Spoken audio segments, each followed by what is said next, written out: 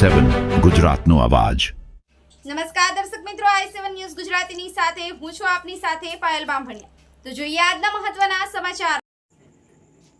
હાલમાં યુદ્ધની પરિસ્થિતિ હોય, કોઈ પણ જાતની મોટા પ્રમાણમાં જાનહાનિ અથવા માનવ ઈજાઓ થાય એવી પરિસ્થિતિ ઉદ્ભવી શકે તે માટે મોટા પ્રમાણમાં રક્તની જરૂરિયાત ઉદ્ભવી શકે છે। નાગરિકો માટે અને જરૂર જણાય તો સૈનિકો માટે પણ લોહીની મોટા પાયે જરૂરિયાત ઊભી થઈ શકે છે। સરકારશ્રીની આ પહેલને વધાવવા ધોરાજીના તમામ નાગરિકોએ રક્તદાન કરવા વિનંતી। એવી દુનિયામાં જ્યાં હૃદયના દરેક તબક્કાને મહત્વ આપવામાં આવે છે, ત્યાં તમારું દયાળુ કાર્યનો એક પણ ભાગ અનંતકાળ સુધી ગુંજતો રહે છે। રક્તદાન એ ફક્ત એક તબીબી પ્રક્રિયા નથી, તે આજના યુદ્ધના યુગમાં એક જીવનરેખા સમાન છે। તમે જે દરેક ટીપું વહેંચો છો તેમાં જીવન બચાવવાની, ઘાવને રૂઝાવવાની, આશા પુનઃસ્થાપિત કરવાની શક્તિ છે। તે એક ભેટ છે જે અવરોધોનો પાર કરે છે, માનવ ભાવનાની શક્તિનો પુરાવો છે।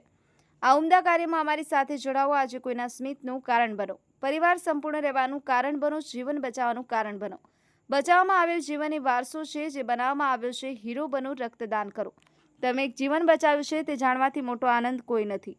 હાલમાં યુદ્ધની પરિસ્થિતિથી કોઈ પણ જાતની મોટા પ્રમાણમાં જાનહાનિ અથવા માનવ ઈજાઓ થાય એવી પરિસ્થિતિ ઉદ્ભવે તે માટે મોટા પ્રમાણમાં રક્તની જરૂરિયાત ઉદ્ભવી શકે તેમ હોય। આમ નાગરિકો અને સૈનિકો માટે લોહીની જરૂરિયાત ઊભી થાય ત્યારે ધોરાજીના સરકારી હોસ્પિટલમાં મહારક્તદાન કેમ્પનું આયોજન કરવામાં આવ્યું। Narendra Sharma, i7 news Gujarati, Anand.